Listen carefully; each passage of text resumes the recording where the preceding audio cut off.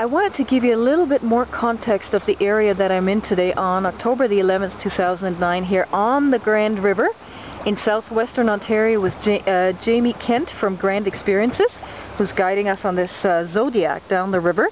And down the river we actually have a bridge. You probably can't see it, it's against the sun right now. It's a bridge over the 403 highway. And what's significant about this bridge and the traffic connections in the area? Well, the bridge isn't that old. It would have been put in the 1980s, and the highway wasn't really completed through from Hamilton to London until the later 1990s. So it's still a fairly new artery through Ontario. So a lot of people... Oh, we've got some rapids coming up here. There you go. You can hear the noise of the waves. So a lot of people wouldn't have ventured into this area of Ontario before because it wasn't easy to get to. There's no major arteries. Right. When the 403 coming through continuously, it is a great access to the area. You can get here easily from Detroit or say from Buffalo or Toronto. You can get into the area easily. And so a lot of people have never ventured to this area because it's a relatively new highway. Right. So you get so it's kind of an undiscovered country within southern Ontario, which is kind of interesting.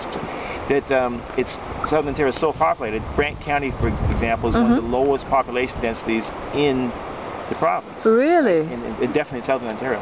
So it's kind of neat. It kind of relates well to history. When the first European explorers came here, they found nobody living in this area of the country.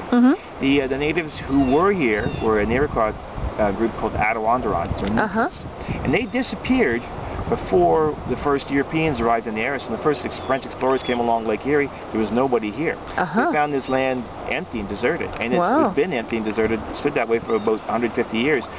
Pretty much until the Iroquois Six Nations came here from New York area in the later 1700s. So it's kind of neat that the area has been left a long period of time, almost undiscovered. Yeah, exactly. And even today it's still relatively less developed than other areas in southern Ontario.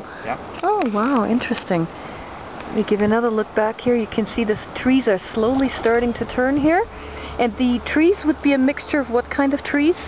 Well, they're Carolinians forest as well as mixed with northern forest. You see a big group of cedars back there.